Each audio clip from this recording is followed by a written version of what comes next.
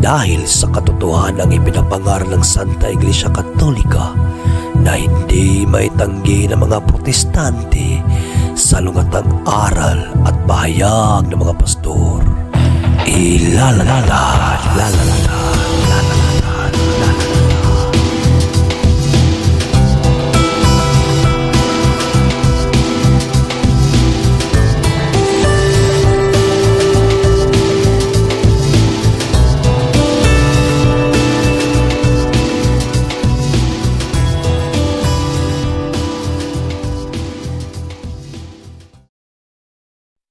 Bag sauce simperhan.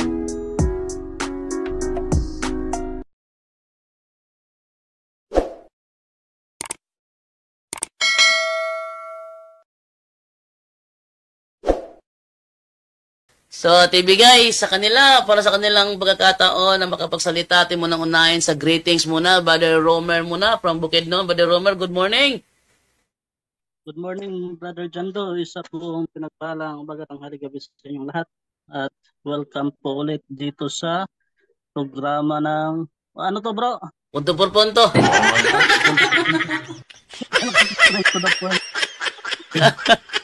Punto por punto to. Nagtrabaho kasi ako, bro. Okay, atin na maibigay naman ngayon kay Brother Wendell Talibong para sa kanyang good morning greeting. Brother Wendell, good morning.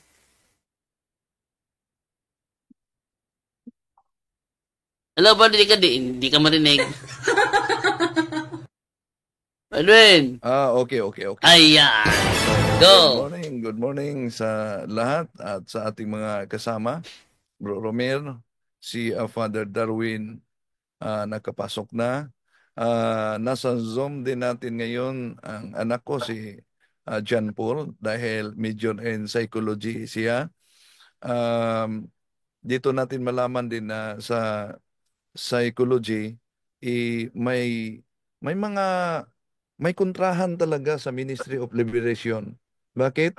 May mga psychologists sa mga aklat nila na nag-promote kaugnay sa tarot reading, yon para ma-identify yung karakter. At mayroon pang ibang mga occult practices. Kaya nga si Father Winston Cabading, Order of Preachers, sa communication niya sa akin, sabi niya na dapat yung mga nag-aaral ng psychology, meron ding mga aklat sa Katoliko na yun approved talaga na gagamitin. Dahil sa modernong pag-aaral sa sangay ng scientifico, meron na silang sariling paliwanag. Halimbawa, yung sumuka ng mga pako, meron silang paliwanag diyan. Ang paliwanag nila ay Munchausen syndrome daw yan. Ano yan? Yung mga taong kumakain ng ano-ano man, upako, kaya isinuka nila. O di po ba? Imposible. No? So, makasama natin si John Paul pero di lang siya magbukas ng kamera. Okay. Okay, thank you sa iyo, Brother Darwin. Natin naman ibigay naman ito ngayon kay Father Darwin Gitgano sa kanyang greetings. Father Darwin, good morning. Good morning, Brother Chando, at sa mga kapatid natin sa Facebook page at sa YouTube channel natin. Salamat sa inyong walang humpay na pagtangkilik sa ating programa. And then we are here to promote the truth and to promote virtues, no? And then we promote communion, yung pakikinig sa isa't isa. Dahil bawat isa sa atin hindi naman perfect, hindi naman 100% perfect yung mga nasabi natin because of our limitation, of human limitation, mga kapatid. Kaya nga, si Pope Francis, saludong-saludo po ako sa kanya, he promoted the church as a synodal church. Let us journey together. Yan po ang hina-highlight ni we are here not to compete. We are here to complete. Ang ganda, no? We are here not to compete, but we are here to complete. So, kung may pagkukulang man ang ministry, no? Pero sinisikapan naman natin na ibibigay yung ating best, di ba? Binibigay natin yung sarili natin, pero let us also accept that there is a human limitation. And then, kaya ang simbahan ngayon, hinog na sa pangunguna ni Papa Francisco. It is a synodal church. No? Ang ganda, no? A synodal church. Binuksan din yung pintuan. Meaning to say, let us open our mind. Let us open our heart in dialogue and communion because the church is not dominion but communion. Kung meron mang limitation po na nasabi namin, it is because of human limitation namin. Pero hindi nangahulugan yan na hindi na tayo makipag-usap sa isa't isa. Okay? We're here to listen. We are here to promote communion, not division, mga kapatid. Hindi maganda po yun. Kaya nga, nakipag-usap ako sa mga kapatid natin na mas mabuti pag-usapan natin in a private way. And then, sinishare ko na lang yung dahil kapag hindi din natin sagutin, na malamang na yung mga human limitation din nila ma-absorb ng mga tao. No? At itong human limitation sa ministry, real din ito eh. Pero hindi natin i-generalize. No? I-generalize na natin na ito talaga yung ministry. Kung may pagkakulang man ang ministry, tulungan natin. Magtutulungan po tayo. At ngayon, sasagutin natin yung mga punto por punto. Siguro, tinatanggap ko ito as a fraternal correction. Pero mas mabuti na mag-usap tayo, di ba? Ng personal, with a humble heart, with a listening heart. Not only an intellectual heart, but a listening heart. No? Alam nyo, may mga magandang punto naman, pero yung mga, it will lead us to more chaos. Mas mabuti talaga makipag-usap. Yan talaga yung suggestion ko sa mga kapatid natin. Okay? Brother Jando? Yes, Brother Darwin. Sino pang nandito? Tayo lang. Simula tayo sa dasal. Brother Windel at Brother Romer. Brother Romero, nakapagsalita na si Brother Romer? Okay, Padre. Magandang umaga po, Padre. Magandang umaga, Brother Romer. And then sa mga kasamahan natin na nagsisikap despite sa ating limitation, congratulations po. At patuloy lang tayo mga kapatid ha. Dahil hindi naman ito ministry ni Father Darwin. Hindi naman ito ministry ni Father Sikia. The real exorcist is not Father Darwin, but Jesus Christ himself. Siya talaga. And the one who established this one is Jesus Christ himself. So, simulan natin ito sa dasal. And let us also invoke the presence of the Holy Spirit to guide us in our discussion, that He is the center of our life, not our intellectual gift, not our giftedness, but He, the source of everything. In the name of the Father, and of the Son, and of the Holy Spirit. Amen. Our Father, who art in heaven, hallowed be thy name. The kingdom come, thy will be done on earth as it is in heaven. Give us this day our daily bread, and forgive us our sins, as we forgive those who sin against us. And do not bring us into temptation, but deliver us from evil. Amen. Hail Mary, full of grace, the Lord is with you. Blessed are you among women, and blessed is the fruit of the womb, Jesus. Holy Mary, Mother of God, pray for us sinners, now and at the hour of our death. Amen. Glory to the Father, to the Son, and to the Holy Spirit. As it was in the beginning, is now, and ever shall be, world without end. Amen. In the name of the Father, and of the Son, and of the Holy Spirit. Amen.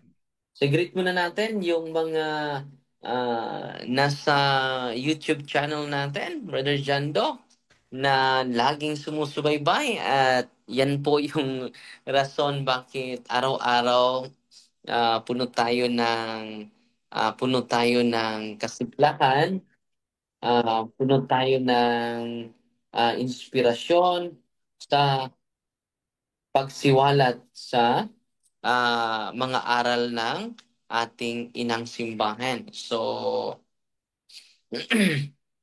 ayan po ang ating greeting sa mga kapatid natin. So ngayon, bago tayo bago natin pakinggan si Brother Wendell, dito po, ako po ay naantig sa isang comment. Kung ganito lang, very professional ito mag-comment. Ito si Brother, recognize ko lang Brother Jando. Ang ganda po. Comment ni Brother, yung reflection na, ang ganda. No? Kung ganito lang sila, yung mga kasamahan natin, we are inspired. No? Salamat. Uy, sino yung pumasok, Brother Jano? Si Eugene, tumawag si Eugene. Dito po, ang sabi niya, nagpasalamat po ako ni Brother Fictili Vasom. Thanks for insightful realization and eternal reminders from you, bro. Sabi niya, the core issue seems to be a misunderstanding of the enemy. Why lament the unmasking of an age-old foe with a well-documented history of deception? If the serpent could tempt even the Son of God, how much more vulnerable are we? Lalo-lalo na tayo, di ba? Sabi niya, ang core issue dito, yung misunderstanding of the enemy. Tatanggapin na lang natin na even the Son of God is tempted, di ba? Furthermore, any critic, ito po yung sinabi niya, of Reverend Father Darwin Anuber Gitgano's ministry must be substantiated with concrete evidence. Hindi lang yung haka-haka. No? Should be substantiated. If he is indeed misleading people, kung mini-mislead ko yung mga tao, by attributing every ailment to demonic influence, lahat ng mga karamdaman ay konektado sa demonyo. Kung meron man akong sinabi dyan, demonic influence, the critic must provide specific examples, dates, links to statements, concrete evidence from social media, and concrete evidence from social media, and insist on things that do not exist. Sometimes we insist, ang ganda ng niya, we insist on things it doesn't exist, do not exist, or dismiss that do. The persisting in those lines of argument that already explain, shape up. So kailangan, mga kapatid, ito yung punto niya na ipakita ninyo na lahat ng sinasabi natin ay demonic influence. Wala naman tayong sinasabi na ganyan. Lahat ng karamdaman ay galing sa demonyo. Lahat naman tayo ay tempted, even the Son of God. Diba?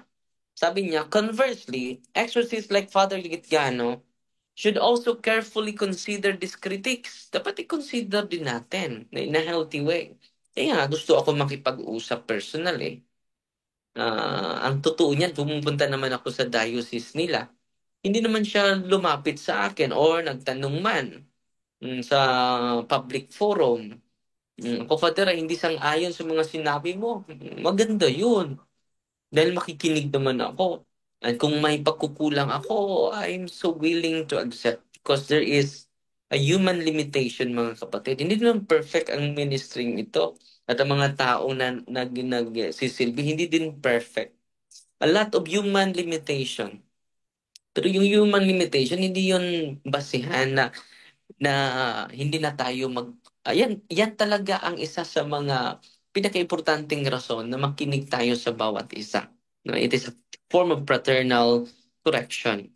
Sabi niya, patuloy tayo, St. Paul advised that the surpassing power may be of God, not from us. It is hindi to sa atin. Exorcists must always ground their work in sound church doctrine on demonology. They must resist any temptation to seek the beyond reproach at stance or dismiss the thesis of evaluation and reviews, but prioritize the spiritual well-being of those entrusted to their care. by faithfully presenting the teachings of the church, including critics. Maganda po ito. Kaya nga, nakikinig kami eh. And then gusto kaming makipag-usap. Pero hindi sila gusto makipag-usap. No? Hindi gusto makipag-discuss. No? Willing naman tayo makinig sa kanila. Anytime po. Anytime po. No? The door is open for dialogue. Because the ministry has a human limitation. May limitation din kami. Kailangan na makinig din kami. Di ba? Uh, let us now grow, let us not grow weary in giving the reasons for what we hope in and for to the critics, sabi niya, to the critics and criticizers. Dalawa po ito. To the critics and the criticizers, there is a difference between the two in terms of rational degrees. Degrees. No? Sa mga critic o criticizers, may difference pala in rational degrees. It is crucial to remember that the Gospels clearly distinguish, itong ganda niyang punto. The Gospel clearly distinguish between Jesus' healing of illness and his casting out demons. So, malinaw na malinaw, he deals with the illness, natural illnesses, and also to the preternatural oppression and possession of the evil one through casting out demon. Clear yan, ha? We are dealing with a preternatural intelligence, far more powerful than our own. Ano yung huling statement niya? Second to the last. We should rejoice when the works of Satan are exposed. Tayo po ay magagalak na na-expose yung trabaho ng demonyo, but only after re-establishing that the exorcist is indeed dismissing medical realities and resorting to wholesale blame gaming. Hindi naman tayo nagsasabi na wag na kayong pupunta sa doktor ha, wag na kayong pupunta sa psychologist ha, dito lang kayo. God is the answer of all questions. Jesus is the answerable question. Hindi naman tayo fanatic eh. Authentic yung faith natin. Lagi natin yung inuulit, di ba? Ultimately, our focus should be on building up the kingdom of God, not on engaging in divisive debates. Let us strive for unity, a hallmark of the Catholic Church. Maganda to, ganun pa. Kung ganito pa lang kayo magsalita, mga kapatid, hindi ko ito kilala si Brother, Ritel Vasom, moderate ba yung statement na binibitawan, moderate? Kita ninyo yung balance statement niya. Pero ito nakita ko sa ating kapatid, hindi balance, pati na yung kasamahan nating pare. Hindi balance po. No? Brother Wendell, may idagdag dahil pupunta na tayo sa kanyang mga statements. Brother Wendell, may idagdag ka sa sinasabi ko?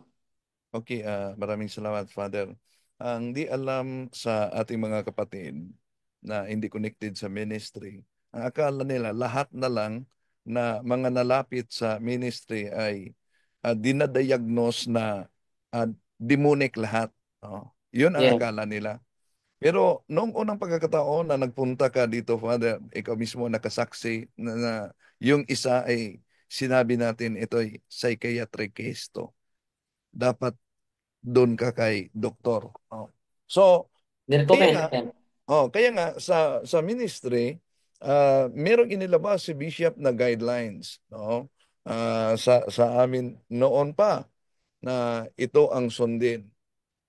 Tingnan talaga sa psychiatric interview at sa iyong mga gamot na dapat meron din kaming kopya kung anumang mga gamot ang ginagamit. Pero yun din, sabi ni Father Winston Cabading, Order of Preachers and Exorcist, na dapat din na yung katoliko na nag-aaral sa psychology. Dahil tulad sa sinabi ng anak ko na major in psychology sa katolikong paaralan, Mayroong parang pag-aaral connected sa mga occultism, tarot reading, at iba pa. So, yun, magiging malayo yan. At sabi din ni Father Jose Francisco Siqueira na ah, sabi niya, daming mga kaso na nagtakatago sa psychiatric case. Example, may mga dinala sa office na nakagapos na ng kadina. Baliw na baliw talaga. Pero sa diagnostic interview, yung papa pala niya ay tagagawa ng mga anting-anting, albularyo. So, doon pa lang, may lead ka na hindi basta-basta itong karamdaman niya na tumitira sa utak niya. May connection sa occultism. Ngayon, paano dahil merong mga terminology ang psychology sa mga karamdaman, pero paano nila ipaliwanag na yung baliw na dinala sa office na nakagapos sa pamamagitan lang ng prayer ng deliverance prayer, sa pamamagitan lang niyan sumuka at naging normal. Wow. Di natin pinainom ng gamot sa ibinigay ng doktor sa psychology. May kontak kami na mga doktor at si Dr. Ditching din. Pero yun lang, paano yan i-explain? Ano sabi ni Dr. Ditsingo? Kasama ninyo? Mismo si Father, si Doktor. Dr. Ditching, sabi niya, di basta-basta ito, di ito as psychiatric case, no? Dahil may connection kasi yung paggawa ng anting-anting. Okay. Kahit si Cardinal Tagle, inaamin niya na sa development ng ating theology at development ng pag-aaral, parang nakalimutan na yung digmaang espiritual.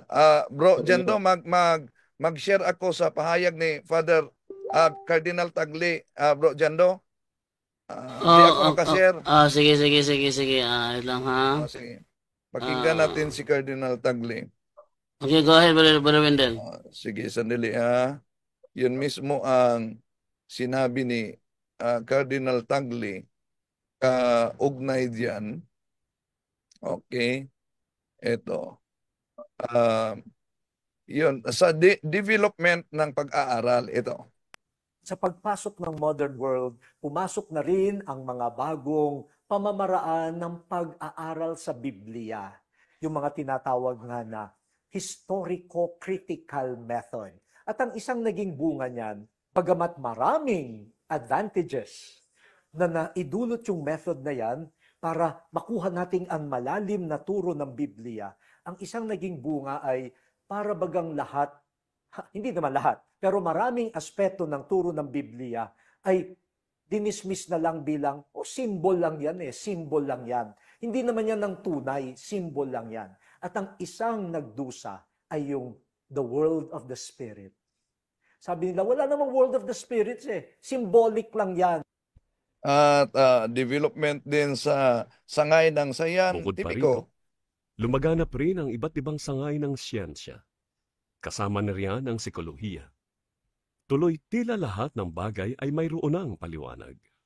Pumasok na yung mga subconscious, unconscious. Kaya sinabi nila, yan, hindi yan tunay. Ano lang yan, produkto lang yan ng subconscious ni Isaiah, subconscious ni Juan, subconscious lang yan ni Jesus. Kaya parang humina yung paniniwala na merong world of the Spirit at in the world of the Spirit, merong patuloy na battle. Ayan, may patuloy na digmaan. Humina talaga dahil daming naniniwala nito. No?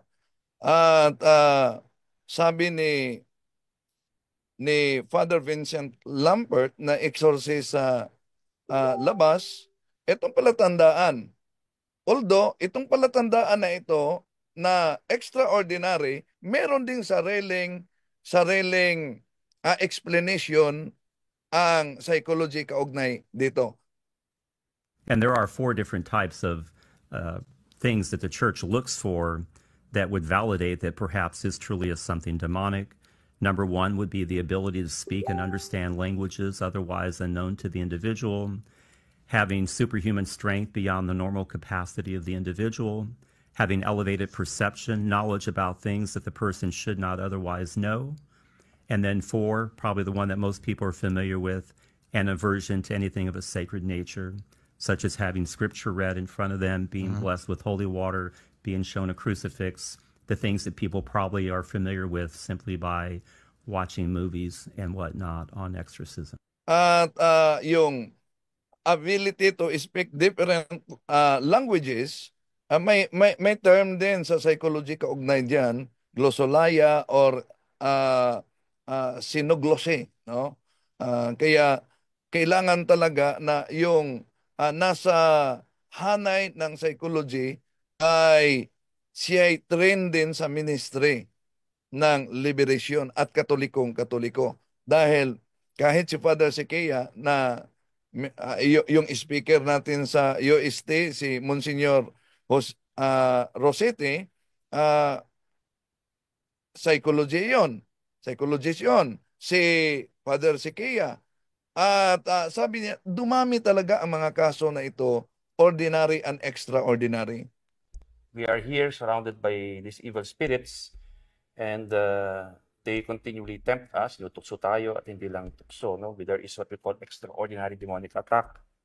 And therefore, this is the battle that is going on. Sabi nga ni San Pablo, no? Yung talagang labanan ay it's not between flesh and blood. No? It's between spiritual powers. And the battle is for souls, no? Para sa kaluluwa ng tao. And that is their main goal, is to destroy us, to lead us also away from God. So dumami talaga, no? Kaya 'yon ang dahilan na ang Vatican ay nagsagawa ng pag-aaral kaugnay dito. Pero bago diyan, si John Paul nasa linya. May tanong ako sa iyo, John Paul, sa pag-aaral niyo sa major niyo sa psychology, ano ang maituring na tinatawag na itong tinatawag na occult, pero pinag-aralan ninyo para makilala ang attitude ng tao? John Paul?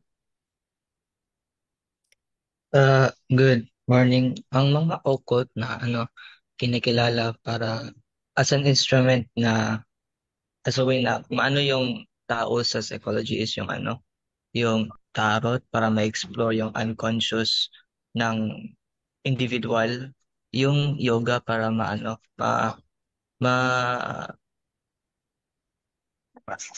as a way na So, yoga, tarot. Yoga, tarot, at yung hypnotism, yes. Tsaka hindi rin kinikilala ng psychology yung occult kasi hindi naman talaga sila naniniwala sa occult. Ang kanilang paniniwala is empirical evidence sa science na may benefits sa isang tao. Okay. So, yung sumuka ng pako, ano ang explanation niyan? Yung sinabi mo na kanina, yung Wonkaisen syndrome is yung mga tao na lulunok ng mga objects para lang makagain ng empathy sa kanilang sarili. Kasi yung environment niya is kinikilala niya yung exorcism. So sa kanyang paniniwala is sa exorcism is mayroong mga taong sumuka ng pako. So sa kanyang syndrome is lumunok siya ng pako para lang mas yun ang explanation. How about ang yung nakuna ng video na nag-levitate? Anong explanation sa pag-aaral ninyo niyan? Sa levitation is parang illusion daw or hoax or misinterpretation sa pangyayari dahil din sa extreme environment na may exorcism na nangyayari, may posibilidad daw na mag-interpret yung mind ng tao na illusion yung nangyari or sa kanyang paningin is nag-levitate yung pasyente. Okay. Maraming salamat. So, diyan, makita natin, Father, na sa Ministry of Liberation, meron silang sariling explanation sa mga pangyayari. At kaya, sabi ni Father Winston Cabading, dapat na ang connected sa ministry na nag-aaral sa ganito ay nakasala talaga at very grounded sa pananampalatayang Katoliko. Father? Totoo yan. Dahil kung hindi grounded, kaya nga yung mga medical experts natin dito sa office natin, pinadala natin every time may conference sila si Father Sekia sa mga experts medically. May kasama natin sa inyo bro, si Dr. Ditsing, no? Oo. And then dito sa amin, dalawang doktor po, si Dr. Maria Asuncion Halad at si Dr. Loy Halad. Dalawa po ito na pinadala natin sa conference sa mga exorcism spiritual phenomena with medical intervention. Pinadala natin last October po itong dalawang doktor for more training dahil ang team natin ay may medical expert na sa very blessed yung diocese natin, brother Windel, dahil dito meron tayong pagpakabuhi center sa Baclayon Church. At lahat ng ipa-assist natin, papuntahin natin doon. Kumplito na po doon. Psychologist, psychiatrist, no? At it is a center of the Diocese of Tagbilaran. At dito sa Diocese of Tagbilaran, 13 exorcists na po ang kasama natin, no? Sa Diocese of Tagbilaran. At sa sunod na mga araw, Brother Windel, meron na tayong nag-audience na tayo ni Bishop, na-amaze nga siya na sabi niya, you are on the right track. Sabi ni Bishop Abet, nung nag-audience ang team, meron na tayong legal din, brother, legal advisor din, Brother Windel. Tatlo po itong mga abogado natin, si Attorney Dalida at dalawang mag-asawa, magtiayon, si Attorney Polistico, no? At Attorney Andy Polistico o si Attorney Laila Polistico. Meron na tayong legal advisor patungkol dito. At before tayo mag-exercise, Brother Whitnell, meron silang pipirmahan na sa kanila waiver, Brother Windel. Dahil yan po ang tinuturo ng ating nauna sa atin. Pero sasagutin na lang natin punto por punto itong mga tanong. Hindi to kino-consider ko na accusation. Tanong lang galing sa ating mahal na kapatid na pare. So, una, sabi niya dito, isa sa mga, marami siyang mga sinisend sa atin ng mga comment, and then punta muna tayo sa mga comment niya. Sabi ni Father Eldor, Rondel po ito, Darwin Gitgano, hindi na nagpa-father sa atin. Pero magpa-father ako sa iyo, Father. Dahil puno ako ng respeto kay Kristo na nasa sayo. No? Si Darwin Gitgano is violating the utmost prudence and protocols in performing exorcism. Una, he jumped into conclusion na Brother Windel na nakabiolate na ako, hindi daw ako prudent. Hindi nga siya nagtanong sa akin personal. Unang-una, hindi mo po ako kilala, Father, no? Gusto nga ako magtanong sa iyo at makipag-usap. But you make a conclusion immediately. Sino ba yung hindi prudent sa atin? No? you make a conclusion as Darwin. Walang father po. Darwin is violating the utmost prudence and protocols in performing exorcism. He wants to prove to the public that he is doing right. The recording and publishing itself of such exorcism must not be done. If indeed it's authentic, all the more when this is only made up. It is a deception. Grabe, no? There's no appreciation, Brother Wendell, no? So, hindi katulad ng ating kapatid ni nung binabasa ko kanina, na very, moderate, and then, magka-admit ka ba? Pero dito, very conclusive, no? Hindi mo pa ako kilala, Father, hindi pa tayo nagkausap personal, no? Unang-una, si Father, meron ka ba video, bro? Yung exorcism ni Father Amort, pinakita niya? Yes. Ipakita natin, bro. So, mismo si Father Amort nagpalabas din ng exorcism, actual exorcism niya. At kahit na si Father Sikia, Father Kabading sa Gabi ng Lagim, Brother Wendell, na documentary nila sa Gabi ng Lagim. Gabi ng Lagim ba yan, Brother Wendell? Yes, Father. Pero Sandali, ipakita mo na. hinanap ko ang Ko. Sige. Patuloy ka maghanap, Amor. bro. Then, ipakita ko. Ipakita natin kung mahanap mo, bro, ha? Sabi niya, patuloy kong nagbasa, bro, ha? While naghahanap ka. Sabi ni Father, obviously, the motive is on display. To attract attention, to gain more viewers, subscribers in social media. Therefore, pride. Nataas yung pride ko daw. Ay, pakita mo, Brother Wendell. So, makita po ito sa YouTube channel. Il fatto che cominciamo il percorso di liberazione, poi... Paganda ko muna. So, ipakita natin.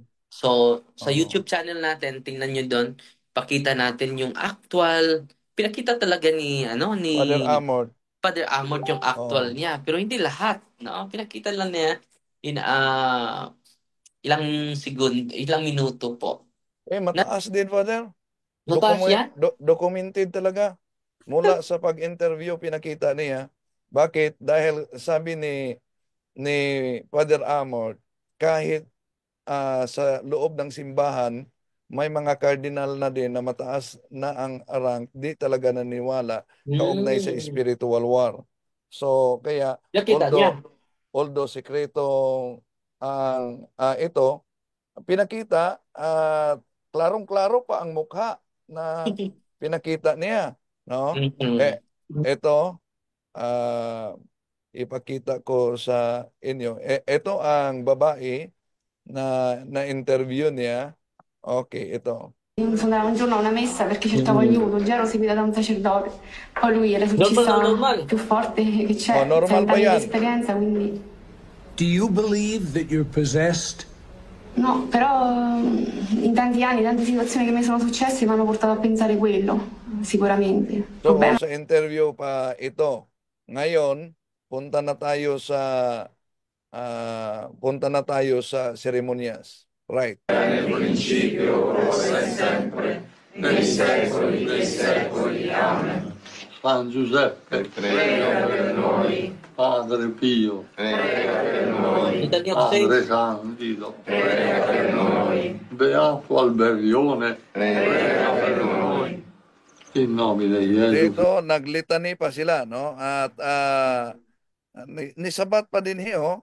Cristi dei Domini nostri, intercedente Immacolata Vergine, Vergine Maria, Beato Michele Arcangelo, Beati Apostoli, Spesere, Crocifixus, Deus Conditor et Defensor Deus Humanis, uomini ad immagine tua formate, respice superam famulam tuam, qued olis immundi spiritus affettitus, fugia, terribina, fondi la Signore. Aspetta. Mai, non la tocchi! Non la tocchi! Da tutti questi mali nell'inferno e di andare nell'inferno eterno incatenati da grandi che Walang exorcism ito.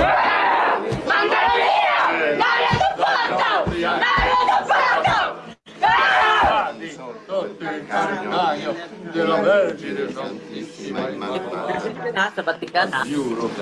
Yes, Father. Yes, Father. So, yun lang bro. So, Oo. una niyang punto per punto sasagutin natin. Pati na, hindi na natin ipakita, pati na din si Father Sikia sa Gabi ng Lagim na documentary. Pinakita nila yung sumuka ng pako, yung mga cases nila, pinakita nila. No? So, sila ba din? Si Father Sikia, sabi sa accusation mo ay full of pride din, no?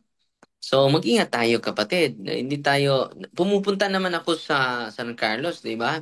Hindi ka naman lumapit sa akin at nagtanong, 'di ba? Kung sinabi mo pa 'yan sa akin personal, nakikinig nga ako ngayon eh. Kahit tinitira pa kami ng grupo mo dito sa social media, hindi na natin palalampasin ito. Sasagutin natin. Sabi niya, obviously the motive, pagpakita natin yun din ang motive natin, yung motive ni Father Amort, dahil maraming hindi naniwala eh. With permission po yun sa pasyente. Sige, Father, para maniwala sila na merong demonyo. No? And then, si Father Sikia, ang international exorcist natin dito sa Pilipinas, nagpakita din sila. Hindi sa lahat ng pagkakataon. No? So, ang intention nila, yun din ang intention natin. Sabi niya, are obviously on display. Not discounting the gaining of money. Mayaman na tayo ngayon, Brother Wendell. And the possibility of maintaining a lifestyle out the monetary gains. No? Hindi niya alam, Brother Wendell. Ito lang, ipaalam na lang natin. No? Hindi nila alam, Father Rodel, with your respect, dahil hindi na siya nagpa-father sa atin eh. Bakit kaya? No? Hindi naman tayo puno ng galit, di ba?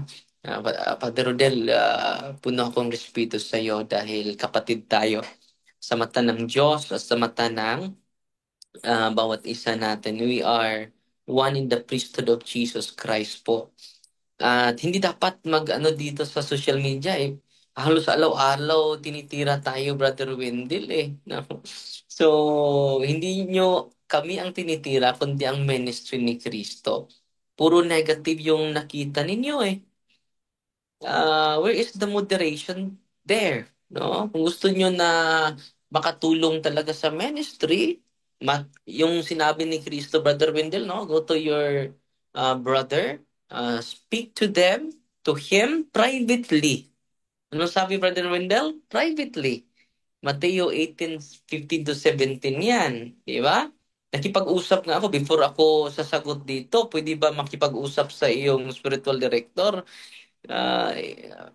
Hindi. No? Maganda lang sa comment section eh. Sabi Kaya, niya, Father, prudence talaga ang ating Panginoong Hesus din nang gumawa siya ng mga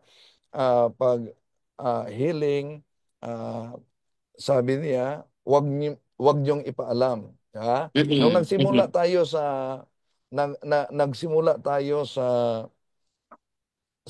social media, sinabi ko na ito kay Father Darwin na baka nanganganib tayo kung ipaalam ang ganitong mga pangyayari. Pero si Father Darwin nagsabi, marami na kasing hindi alam ito na gagamitin natin as paraan para ma-educate ang ating mga kapatid na Katoliko. Hindi lang nila nakita na habang ginagamit natin ito, inaakusahan tayo na namimera. Yun talaga sa mga, ang pinakamasakit na tira, yung galing mismo sa mga ordained ministers na inaakusahan tayo na di naman tayo tinanong. No? ginagamit sa pamimira, hindi nila nakita na bumabaha ang mga comments sa akin at sa kay Father, yung mga nagbabala mismo. Uubusin ko sa akin, uubusin ko yung mga bala sa barel ko. Grabe ang galit na natanggap natin. Baliw ka, yun. Oh. Kaya kung dibdibin mo itong mga natanggap natin, magkasakit tayo. Kaya ito'y part na sa pag-educate. Makita natin, nung nagpunta lang tayo sa Ilocos Norte at doon nakabuo ng team, Father, inaakusahan tayo sa social media din. Di ba? Na namimira doon. Hindi nila alam ang... Grabe. Pero, ito'y part sa spiritual warfare. Ito'y part sa digmaan talaga. Totoo, Brother Wendell. Atin lang ipaalam dahil unang-una, ang ministering ito ay maraming natutulungan, hindi lang yung na-oppress, hindi lang yung na-possess. Sa ministering ito, hindi po ito akin. Kaya nga, kahit wala ako dun sa ministry, nandito ako sa bahay, wala ako sa office, nandito ako sa bahay, ongoing pa rin ang ministering ito. Dahil hindi ito nakafocus sa si Father Darwin, kundi sa simbahan po, sa pari po. Pinopromote natin ang pagkapari, di ba? Go to your priest. All priests are healer, di ba? Hindi nila nakita ito eh. We appreciate more to the sacraments and we appreciate also the sacramentals. Ang ministering ito, Brother Wendell, kahit sa may Catholic school diyan sa Old Sagay na sa ministering ito sa pamamagitan ng subscribers natin natutulungan every month. Si Father Albert Aldia, yung Catholic school nila sa Old Sagay ay malapit na masira, Brother Wendell. At salamat sa programang ito. Kung hindi tayo nakaabot ng maraming subscribers, hindi makatulong ang ministering ito sa isang Catholic school na malapit na magsara. No? So, sabi niya, not discounting the gaining of money and possibility of maintaining a lifestyle out from moneta. Wala nga akong wala nga akong relo. Kita niyo naman simple tayo. Wala naman tayong mini-maintain na lifestyle, Brother Wendell, no? Yung sasakyan ko binibigay lang. Una, Father, ordinary and extraordinary demonic attack pwedeng gamitin mismo sa loob sa atin. Ang ordinary to establish doubt. Yes. At pangalawa, sa ordinary, accusation. Yun.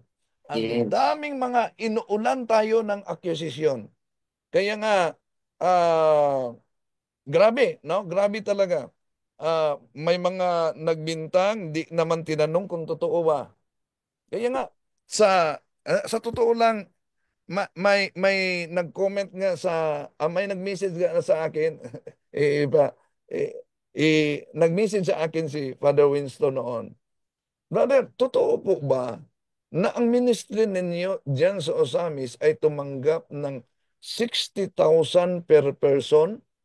Yun. Umabot pala yan sa kanila. Imagine, 60,000 per person. Mayaman na mayaman ka na ngayon, Brother Wendell. Sabi ko, Father, kung totoo yan, Father, wala na kaming mukhang iharap sa Diyos. Imagine, hindi nila alam, ito part talaga, part talaga sa spiritual warfare. Hindi nila alam na sa pamamagitan ng ministry, wala naman kaming iningi, pero sa ambag-ambag ng mga kasama, meron kaming napaaral. Ambag-ambag yan sa kasama, wala kaming iningi. At alam ng mga pumunta sa office na pinagbigyan namin ng sacramentals. Yun pinagbigyan.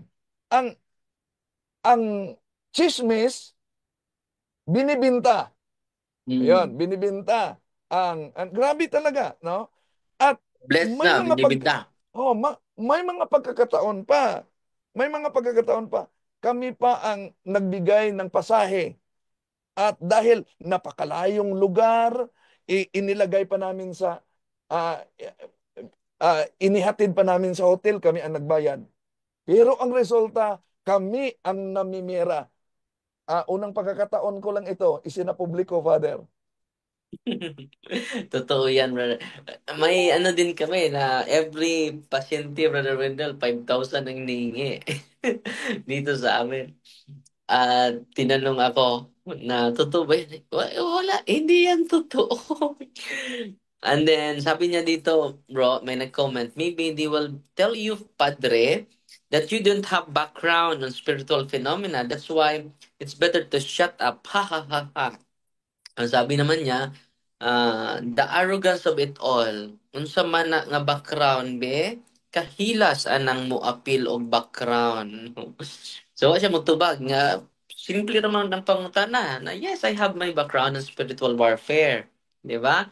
Sabihin niya, tatlo nga ang dinideliverance ko eh. Meaning to say, the arrogance of it all, no? Tanong lang tayo kung meron kang background, magka-level yung understanding natin and comprehension. So dito tayo sa mga sabi niya dito, bro. Pinadala po itong mga comment eh. Diri siya sa San Carlos, Diocese of San Carlos, nag-speak siya sa clergy. Dili man convince mga pari niya. Sabi niya, hindi daw convince yung mga pari, bro. Darwin, wala ng father, laging walang father, bro. No. Darwin assume too much. Mga lay faithful diri sa cathedral, pare, sige, nakug-correct. Ang ilang mga notion about exorcism, their minds are poisoned by the errors of Darwin. No, walang father, no. Okay lang, no. So ano ba ang error? Ang error ba di nag-exist ang exorcism, solemn exorcism? Bakit may ritual? Di ba nag-exist ang tinatawag na extraordinary demonic attack? Error ba yan? Sinabi ba natin sa ministry, sa lahat ng mga exorcist, na lahat na lang ay demonic?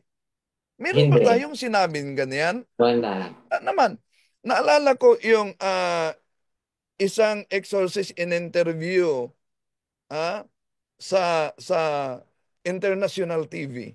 Ang problema, in-interview din isang pare na well-known theologian. Well-known theologian. Tinalakay ng exorcist yung extraordinary. Yung well-known theologian naman, nagsabi, hindi totoo yung yawa, yung demonyo. Hindi totoo yung extraordinary demonic attack. Walang possess. So ano ang resulta? Naka-establish yun ng doubt. Sino ang paniniwalaan ng tao? Pare yun. Theologian din. Theologian din. So ganon katalino ang demonyo. Ganon talaga katalino ang demonyo. At para lang mag-establish ng doubt. Pero ang tanong, kung error talaga, error ba ang solemn exorcism and deliverance ministry?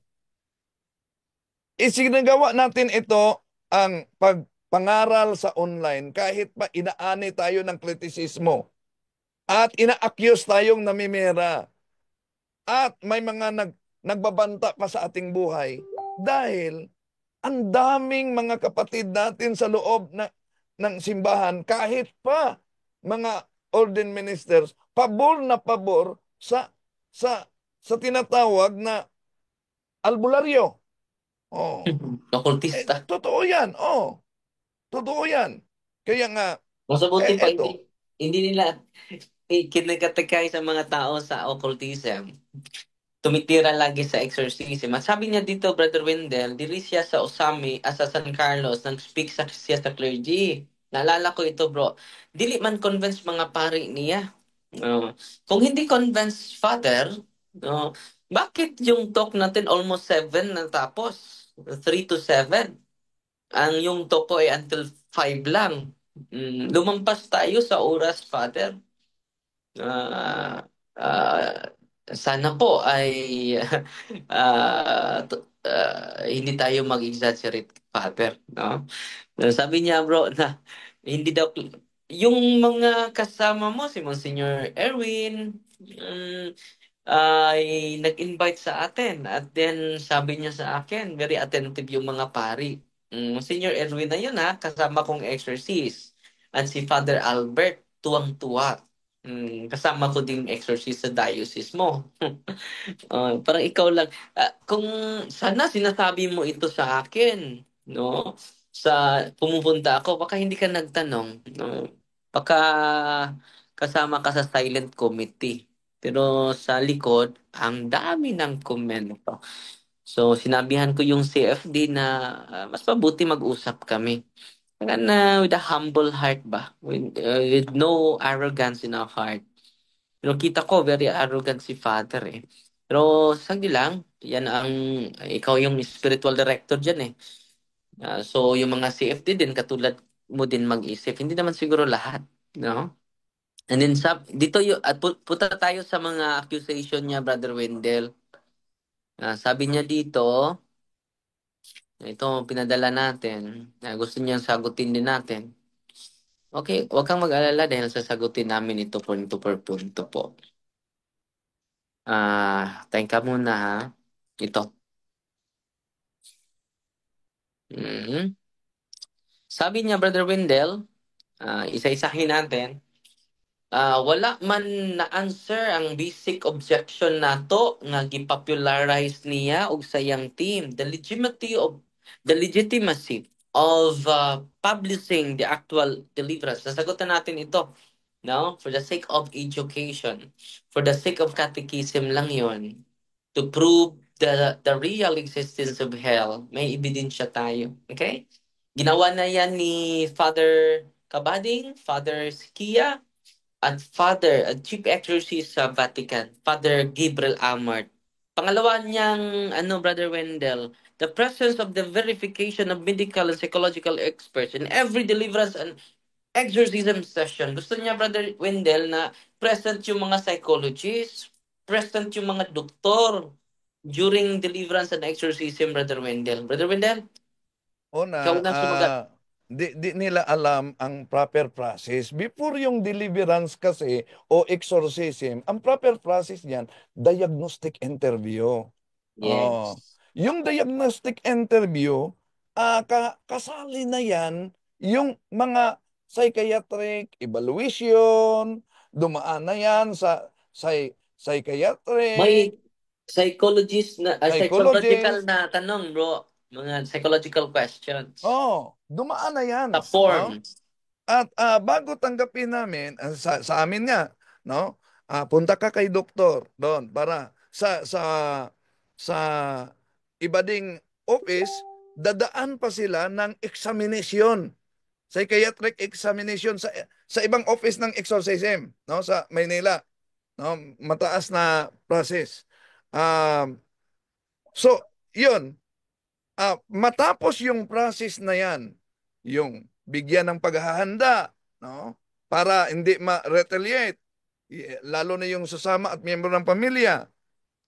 Ang case officer ang mag-evaluate na ito ba'y psychiatric, ito ba'y ordinary demonic o extraordinary, anong level na ba ito? Dahil kailangan ding ma-interview sa diagnostic. Ito bang case na ito ay tinatawag na occasional type of demonic possession? Ito ba'y indwelling type? Ito ba'y dormant type? Ito ba'y epileptic type? Ito ba'y somnambulistic type? So, kailangan ma-establish yan. Dahil nagdepende meron kasing mga aklat na gamitin at yung case officer ang maghanda kung anong mga aklat, anong mga prayer ang posibleng gamitin sa exorcist. Yun ang process po. So, hindi sa lahat ng pagkakataon na wala na trabaho yung mga psychologists laging sumasama sa exorcist, no? Dito sa atin is pastoral approach. Pero hindi nangangahulugan na hindi natin i-recommend sa mga psychological experts, sa psychiatric expert. Bawat isa sa atin ay may strategy. Sabi nga ni Father Sikia unique yung mga exorcist eh.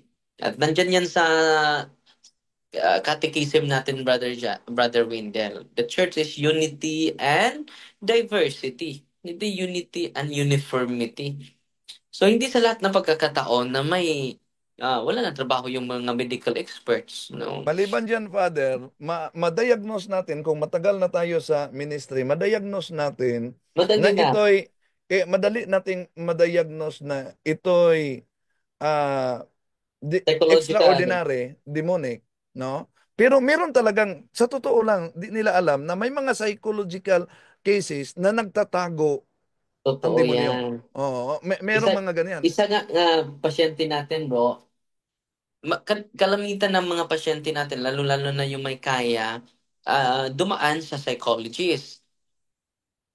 Unang tanong sa case of first, sir, bro, pumunta na ba kayo sa psychologist, psychiatrist? Yes, bro, meron na kaming ano. So, very good dahil pumunta na kayo doon. So, isang babae, isang PYM bro from Butuan, Bohol, na meron siya makikita bro, open yung third eye niya. And then, marami na siyang gamot na iniinom. At binibigyan natin siya ng interview sa case officer. Ito, Father, no? May may element of spiritual harassment. At doon na natin makita after diagnostic prayer bro, kung oppression ba, kung obsession ba, or total possession talaga after na sa prayer of ay tinatawag na diagnostic prayer. No? Hindi sa lahat ng pagkakataon, kapatid. Dahil bawat exorcist may unique experiences eh. Hindi mo ma-absolutize ng specific na exorcist, yan lang ang susundin. Kaya nga, every year po kami nagtitipon. It is a sharing of experiences. At kahit si Father Sikia, very humble, no? We learn every day. We don't stop learning. Yan din ang ginagamit natin, no? Kaya nga, yung mga cases namin na mabigat, lagi kaming kumukontak ni Father Kabading. Father, may kami na cases dito. After diagnostic prayer, kung may traumatic experience yung pasyente natin, sasabihin namin, punta kayo sa pagpakabuhi center, no? And then yung pagpakabuhi center, yung mga psychologists, mga psychiatrists, yung mga hindi nila makaya, Brother Wendell, ipapunta din sa office, no? So, meron din tayong doktor sa office mismo, sila Dr. Halad. Magbibigay ng mga vitamins, yung mga makikita namin, mga gamot na kailangan sa physical dimension natin. So, holistic po yung natin. So, kami ang mag-diagnose, sa gawa ng diagnostic prayer, kung may possess man, kahit possess, i-recommend pa namin sa psychological counseling, psychological processing, yan ang ginagawa namin. No? Hindi sa lahat ng pagkakataon nandyan wala nang trabaho yung psychologist.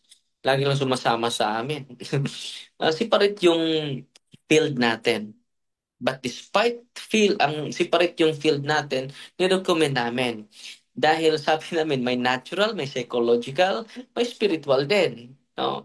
Hindi naman tayo fanatic holistic naman tayo. Okay? Sabi niya dito bro, the default reaction, pangatlo, judgment that such person giyawaan o possess are shown in some of his social media. No, default reaction ko nagyawaan, possess. Kailan naman ako nagsasabi na immediately na yawaan, no? Siguro ang ginagamit ko ay hinaharas spiritually. Hindi tayo magkapagsabi ng immediate na nayawaan without undergoing sa procedure. Yes, no? proper diagnostic interview. Diagnostic interview. Sino ba nagsabi sa'yo na automatic kami magsasabi? No? As shown in some of his social media posts. Saan ba? Anong post? Kailan yan? No? Dahil kita ko sa'yo, Father, no, wala kang appreciation. Baka sa family background mo, puro lang fault yung nakita ng family mo. Kung balance lang, no, I really admire. Walang admiration nga eh. Walang address na father eh. Darwin lang eh. No? Pang-apat, no? The authenticity of the manifestation being told about which obviously entails speculation and exaggeration. Wala namang exaggeration, kapatid. Lahat po ay dinadaan namin, lahat po na pumapasok. Yung mga pasyente bro na spiritually harassed talaga, dadaan pa yan sa case officer. And after that, yung case officer mag-interview at i-recommend sa deliverance minister. Ang deliverance minister, magsagawa ng mga observation bago pa mapunta sa akin. Sabi ng mga spiritually harassed, merong possessed dyan, merong obsessed dyan, merong oppression dyan. Hindi lahat possessed, no? Spiritually harassed po. Okay? There's no exaggeration kung makinig ka lang ng buo sa aming mga talk. Lahat ng mga hinaharas po, ina-undergo po yan through procedure po ginagawa natin. Pupunta dito for catechism, sa office after catechism, Brother Wendell, isa-isahin na ma-bless sila using confession. Merong confession, merong anointing of the sick, yung mga nahihina na, may sakit, bibigyan ng Eucharist. So yung katotohanan sinishare natin sa kanila. And after that, kung may mag-react man, a version of to the secret, magpasok sa tubig, yung tubig ay maginaw naman. Di ba? Kung mapasok sila sa tubig, i-interview pa yan sa case officer. Hindi immediately. No? Okay, kung meron mang exaggeration, kindly state specifically saan po. Okay, kung meron, hingi po kami ng tawad, paumanhin. Dahil it is our human limitation po. Hindi naman kami perfecto, Father eh. No? Hindi naman kami perfecto. So, may dagdag ka bro about exaggeration bro? Oo, yun. Una, baka sabi nila exaggeration dahil sinabing maraming mga cases na pangyayari na ganito. Pero sa totoo lang talaga,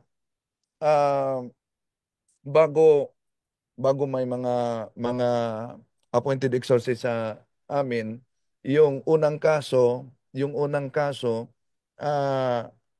sunod-sunod na kasi malaman ng mga tao na meron palang maghandol, no?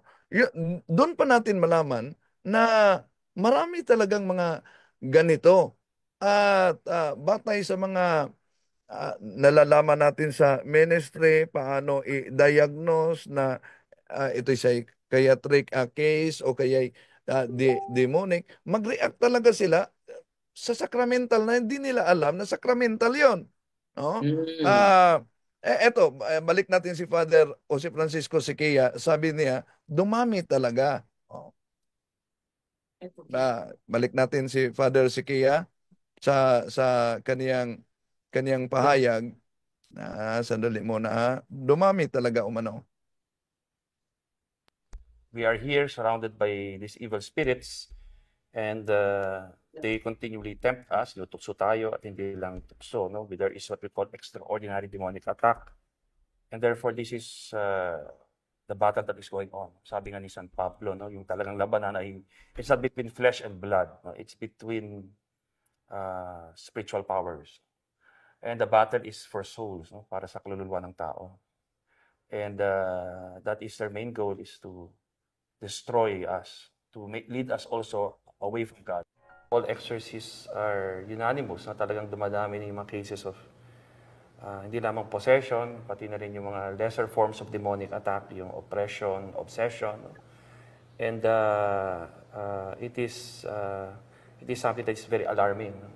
That's why even the Vatican has provided a course, isang kurso on exorcism and deliverance para magturo. Dumadami, especially sa Quiapo, marami pupunta dyan. No?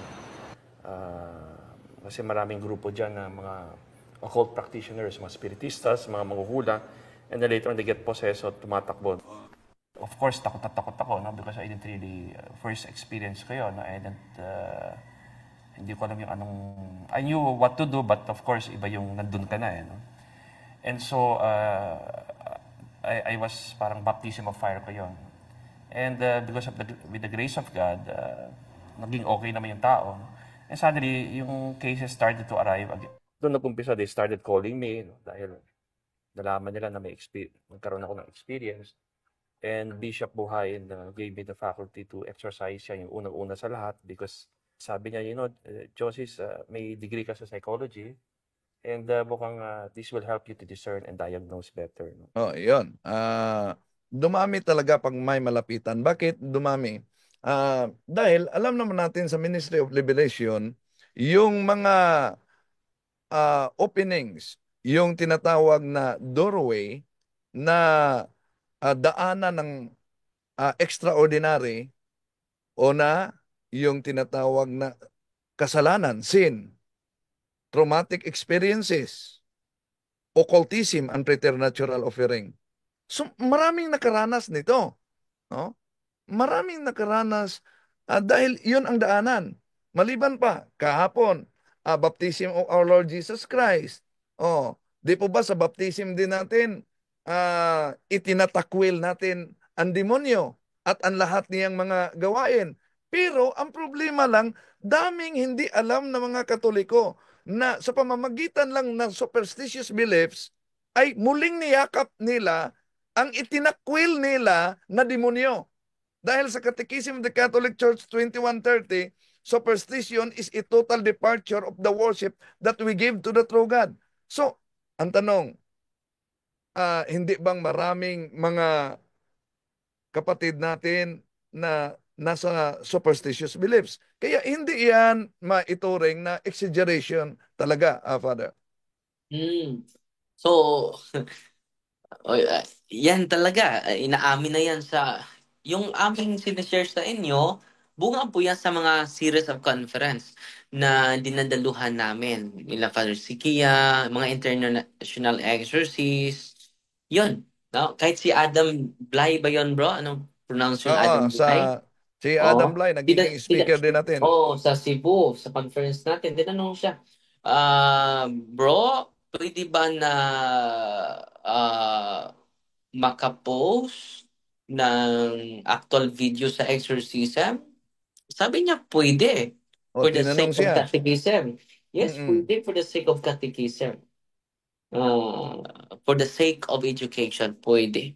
Yan ang sinabi niya, no? Sa open forum yan, may nagtanong at ang nagbasa sa tanong si Father Winston Cabading, pwede bang i-post ang video ng exorcism? Pwede kung ito'y ginagawa para sa pag-educate. Education. Narinig mo yun, Brother Wendell, no? Yes, Father. So every year po, Father, nagsagawa kami. Hindi po ako absent. Very committed po ako na ministering ito at sinabihan ko nga si Bishop na Bishop, pupunta ako sa Roma. May modular on exorcism. At sabi niya, sige, mag-inquire ka, ipadala kita. No, I hope next year siguro dahil may mga requirements pa na asikasuhin, no?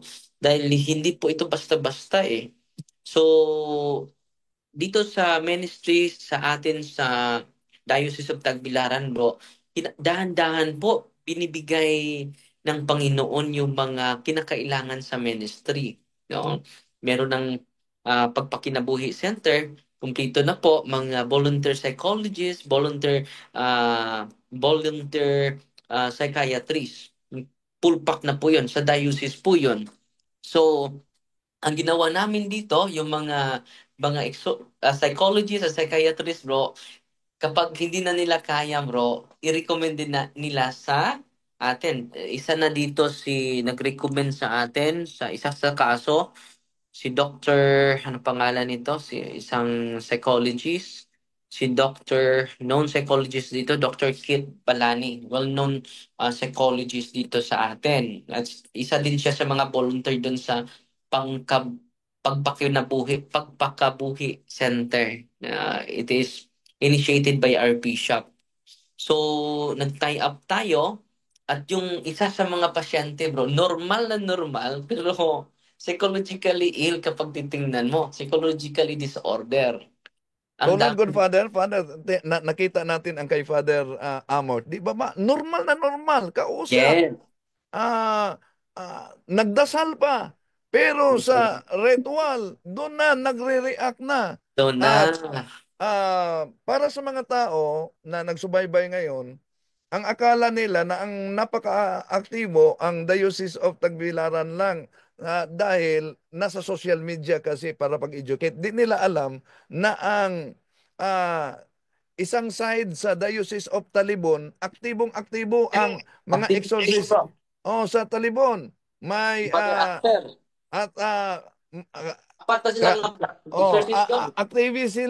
aktibo sila dito. May mga case officers din sila, no? At di alam na yan karamihan. Pero kung nasa diocese kayo ng Talibon, mayroong mga exorcist na aktibo dyan din. At sila si Father Aster Pilisilda. Siya ang chief exorcist. Apat sila doon, bro. Si Father, namatay ng isa, bro. Si Father, bago lang. Alex Oxtero. Pero 3 sila ngayon. Si Father Julius, nag-message nga sa akin, bro, baka nakapasok si Father Julius, exorcist doon sa koan, very active din. And then, dito, nakikita natin na Papasok ba siya ngayon, Father? Sabi niya sa akin i-chat ko muna. Exorcist, very active po ito. Batang-bata. Hindi na nag-reply. Sabi ko, say password sa Zoom niya, Father. Baka, tingnan mo, Brother Jando, Julius Asukan. Kung nandyan, hindi naman siya nag-reply sa akin ngayon. Gusto siya na, gusto siyang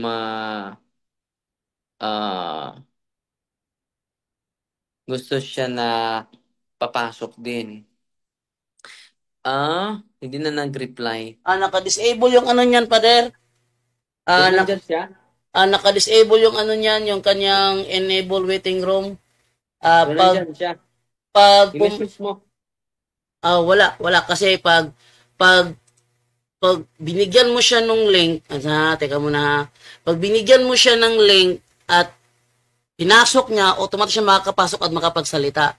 Kasi i-disable ko yung waiting room. So pag pumasok siya, makapasok siya kaagad kahit na hindi ko pa i-admit. Yun. Sige. At makapagsalita siya kahit hindi ko siya i-unmute kasi disable ko yung waiting room niya. So, mas maganda bigyan siya ng hindi Zoom link. Pinapasa ko na yung Zoom niya, pero hindi pa siya nag-reply. Hintayin ko lang na mag-reply. So, patuloy tayo, Brother Wendell, Yes, Father, mga alas 12, meron akong diagnostic interview. Sige, bro. So, until 12 lang tayo. So, direct to the point na lang. Dahil maraming tayong dapat isagot nito. Pero wala na tayong oras. 1 hour na tayo. So, ito po. Alam nyo, yung nirecommend ng mga psychologists, okay na po.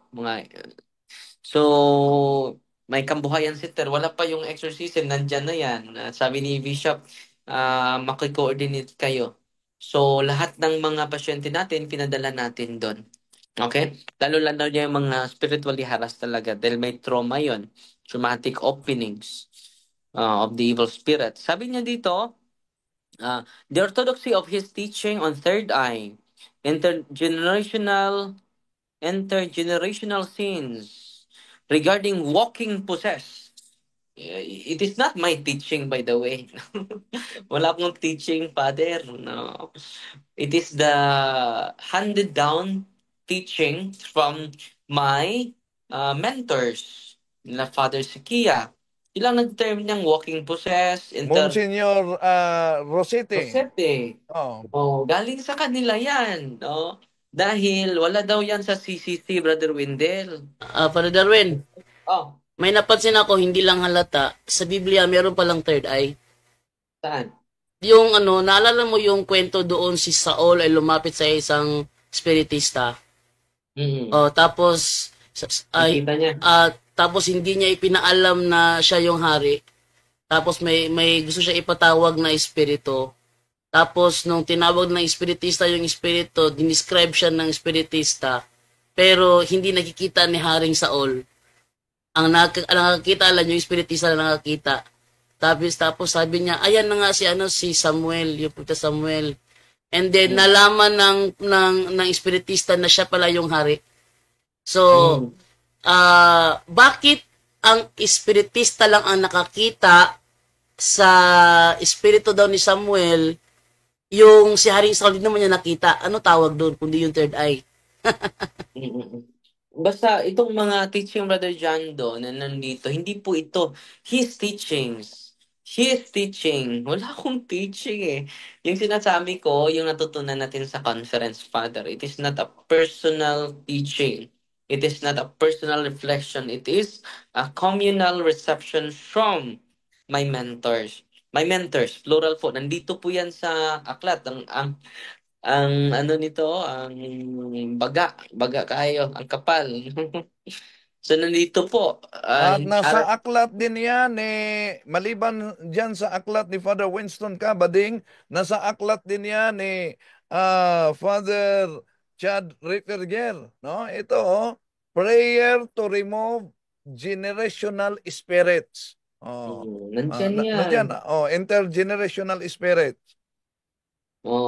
And then, sabi niya, yung walking possess, sabi niya, nandito yan sa aklat ni Father Sikia, no? Na nababasa natin yan. Hindi yan po creation story ko po. It is not my teaching. It is handed down from our mentors. So, naalala ko, Father, yung sa UST, di ba, tinanong si Monsignor Rosete, speaker natin, exorcist pa ang nagtanong noon.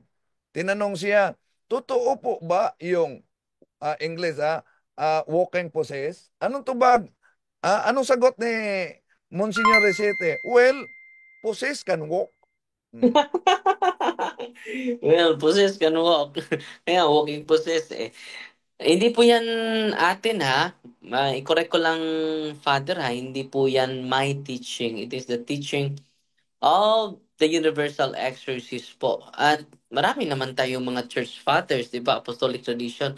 Hindi lang sa CCC yung ating reference. Meron din tayong mga apostolic tradition. Meron din tayong patristic tradition na kailangan natin ma-consider.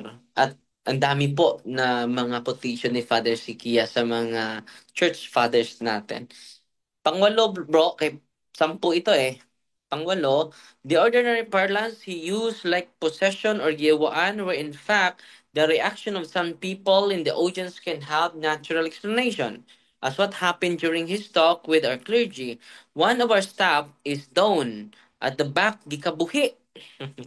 Immediately, yung staff himself declared, nag-react ang yawa. Una, dahil ako po ay naka-interview nito, itong babaeng ito, bigla lang siyang nanginig, no? Sabi ni Father, ikabuhi ra daw, no? And then, meron siyang nakita, Father, may third eye siya eh. Open yung third eye niya. Hindi naman sinabi yawaan. Sabi mo dito, declared, nag-react ang yawa. Ang problema lang, nag-conclude sila, hindi totoo ang third eye dahil wala sa catechism of the Catholic Church. Ikalawa, lalo nang mag-react sila kung nasa ritual yung soul ties. Di ba? How to break soul ties. Baka sasabihin naman, hindi yan totoo dahil wala yan sa catechism. Hindi naman lahat ng mga official nating aral nasa catechism talaga.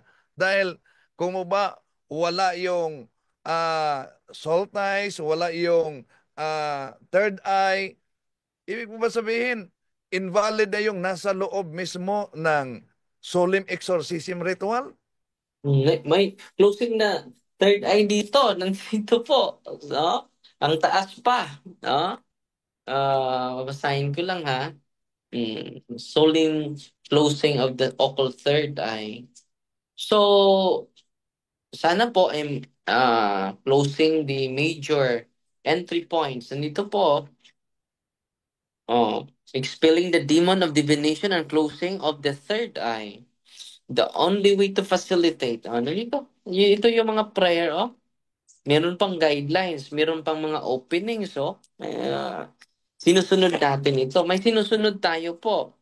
Closing the third eye, supplication to the Almighty to close the mental, emotional, spiritual entry points. No, ito yung prayer. God, our Almighty Father, even when our first parents sin, ang taas po, no?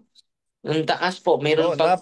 Napakahaba. Basta kay Father Kabading, na Oo. ritual, no? Meron pang paglagay ng mga oil sa sinsis dyan. Sa senses. Ang kaso, at kung hindi yan totoo, bakit mag-react dito? Bakit meron silang makita na hindi natin makikita? Maliban dyan, Father, kung tandaan natin, after baptism and fasting of our Lord Jesus Christ, the first ministry of our Lord Jesus Christ was exorcism. Precisely. Saan yan nangyari? Doon mismo sa sinagoga. Nag-react ang demonyo sa katawan ng tao sa presensya ng ating Panginoong Hesus. Doon sa sinagoga. Ang tanong, sinabi ba ng ating Panginoong Hesus, abay, kulang ng kain lang ito. Gutom lang yan, gikabuhi na. Nung tinanong ko itong babaeng ito, may nakita talaga siya. Hindi naman sinabi niya, kabuhi ako, Father. No? Declared himself, nag-react ang yawa. Hindi sinabi na possess. Hindi naman sinasabi na possess. Spiritually harassed. Iba yung spiritually harassed. Then may level of spiritual harassment, Father. Dapat alam natin ito. Una, infestation. Pangalawa, oppression. Pangatlo, obsession. Pang-apat, possession. Pang-apat, puro yun spiritually harassment. At hindi lang yan, Father, sa third eye, may level din. First Level level, second level, third level, which is the highest form of psychic ability. At pag lampas na sa tinatawag na exorcism, yung demonic possession, meron ding mga iba't ibang mga types of demonic possession. Occasional type, indwelling type, somnambulistic type, epileptic type, dormant type. Yun, kaya kailangan talaga ang diagnostic. Precisely, bro. And then, yung bias pa siya nakinig and then dinagdaganan niya. No? Yan po ang exaggeration, Father. No? At pagdasal tayo, Father, let us listen each other. Hindi tayo magtitirahan sa social media. Halos makikita ko yung mga post nila So, nag-action na tayo na sasagutin na natin ito. Okay? Para hindi na malito yung mga tao. May punto naman kayo, kapatid. May punto talaga kayo. Tinatanggap ko yung mga magandang punto ninyo. Pero hindi ko lang matanggap bakit idaan nyo pa sa post-post ninyo. Magkapareho lang tayo. At ang nakita ko sa majority na post nila, Brother Winder, there's no appreciation. Hindi naman tayo naghahanap, we never seek appreciation. Pero kailangan na balance tayo. Hindi tayo overcritical, hypercritical. Meron namang dalawang criticism, di ba? Alam mo naman, matalino ka naman Una, constructive criticism. Tinatanggap namin yung constructive criticism ninyo. Pangalawa, destructive. Pero na-perceive ko is destructive tong sa inyo Dahil na-accuse nyo na kami na violating the protocols and procedures. Hindi nga kayo nagtanong No? It is a harsh judgment, kapatid. It is injustice. Sunod, sabi niya dito, bro, the At ang overemphasis... mabigat, Father, ginamit para sa pamimira. Pamimira daw. Kung tingnan niyo yung bangko ko, wala nang laman. Binibigay natin sa mga nangangailangan po. Kung meron man tayong natanggap, sinishare din natin sa mga kapatid natin. So 35 na ka mga scholars sa ministry ito at meron ding 17 seminarians, Brother Wendell, ang natulungan po. Kung alam na nila yung charity na na na inspire because of this ministry, ma-amaze din sila. At bumisita na tayo sa mga orphanage, Brother Wendell, and then bumibisita din sa mga bilangguan using the the the generosity of the subscribers na nakakita sa kahalagahan sa charity at generosity, Brother Wendell. Sabi niya, pang siyam, Brother Wendell, no? Okay, alas 12 na. No? The overemphasis on this ministry and social media attracts the credulous and superstitious to the advantage of more subscribers and monetized content. So, nasagot na natin ito, Brother Wendell, no? So, kaya nga nagkatikais kami. Dito nga is buong umaga nagkatikais kami para hindi maging magical yung thinking nila sa mga sacramentals. Kung tutulungan lang kami ninyo, Father, hindi na yun maging superstitious yung mga tao. Hindi na yung maging fanatic yung mga tao. No? Magtulungan. Brother, ang di talaga nila alam pag may lumapit sa office na humihingi ng sacramentals, akala nila na ibigay agad yan na walang proper education at catechism, na kailangan talaga na yung tinatawag na proper faith, proper disposition of morality and state of grace para mapaghanda. Dahil ang mga sacramentals operate when the persons cooperate. Okay. Ito ang sabi ni Cardinal Tagle kaugnay sa mga sacramentals. Meron tayong tinatawag na 7 ritual sacraments na yun ang espesyal na pagpapadama ng Diyos ng kanyang presensya sa iba't ibang yugto ng buhay. Pero meron tayong mga tinatawag na sacramentals na kahit labas sila sa 7 sacraments, sila pa rin ay sa tradisyon ng simbahan maaaring magamit upang maramdaman natin sa isang continuous na pamamaraan ang biyaya na natanggap natin sa mga sakramento. So, maari itong magiging superstitious beliefs kung ibigay lang na parang anting-anting na walang proper catechism, lalo na sa mga kapatid nating tatanggap. No? Ang problema lang, diretso sila ng konklusyon na sa ating pag-promote nitong mga sacramentals ay nagiging superstitious beliefs na. Hindi nila alam, meron tayong isinagawang pagkatikais.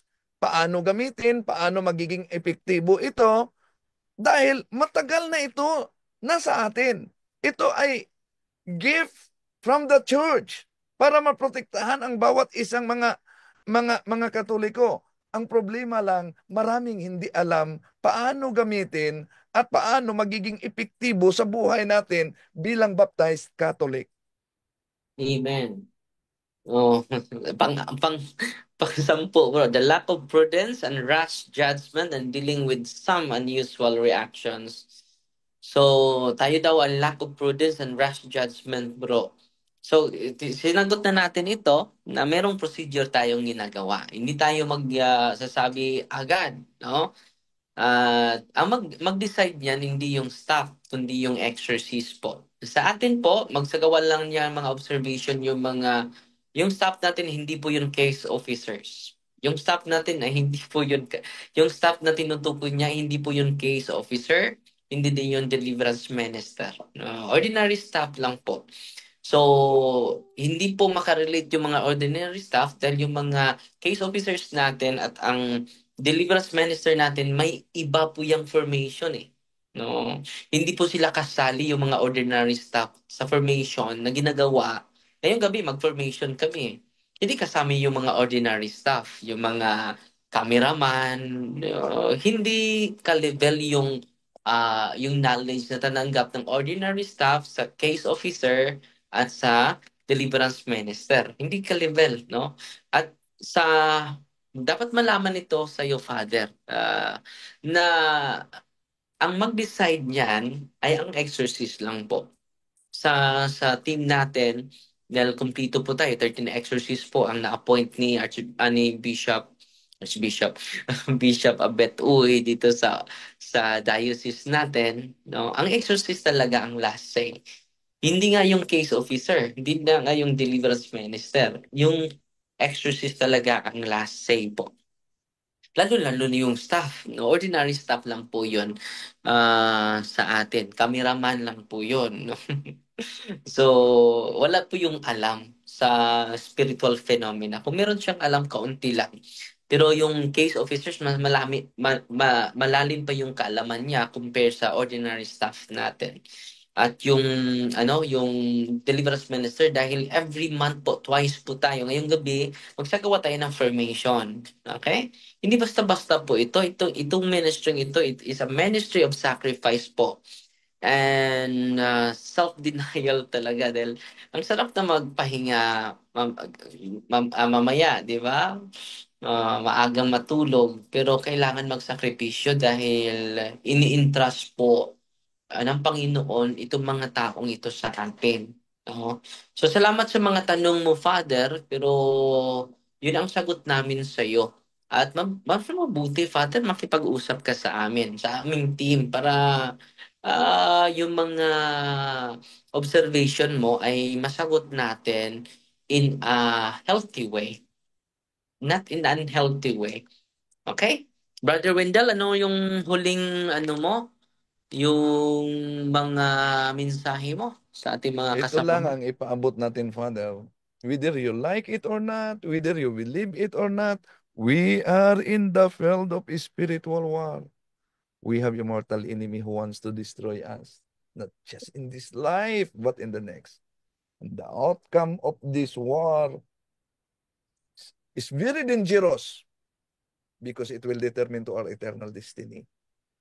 And then, ang akala nila, dahil maraming mag-message, gusto kong maging deliverance minister. Hindi dahil gusto mo, okay na. Sakripisyo talaga yan.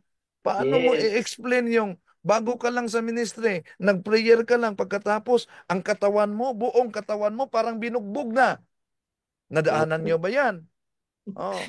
Hindi pa. Hindi pa. Di ba ba? Sakripisyo talaga yan. At ito lang. Kaya nga si Dr. Ditsing, sabi niya, yung na-aksidente ako at may dinala na naman na mga 17 na mga kaso, may mga sugat pa ako. Sabi ni Dr. Ditsing, mag-deliverance tayo. Nasa ospital ka pa. Di pa natapos yung gamutan. Pagkatapos deliverance na naman. Pero sabi ko sa kanya, mas mabuti pang mamatay tayo ng gumagawa sa gawain ng Diyos kaysa mamatay tayo na gumagawa sa kasalanan. Yun lang po, Father. Salamat kayo, Brother Wendell. At sana po ay nakapagbigay. Open na open po yung pintuan namin, Father, na makinig sa iyo. At sa mga kasamahan ninyo. Willing na willing po kami because we have human limitation po.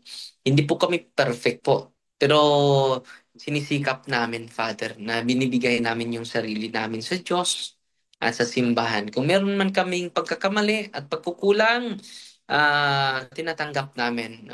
We ask pardon for it. And let us continue to help each other. Okay?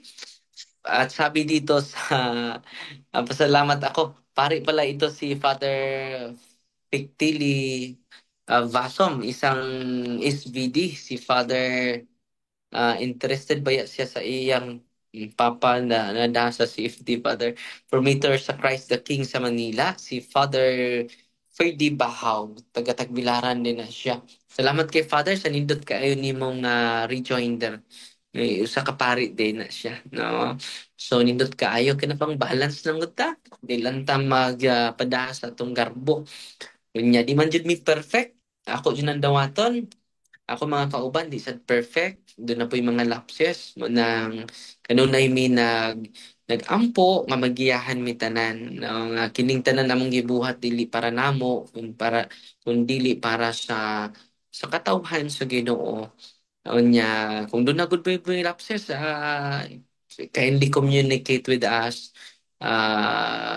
Andam po mi mamati o mudawat sa among kakulangan. Nya maginampuay ta, no?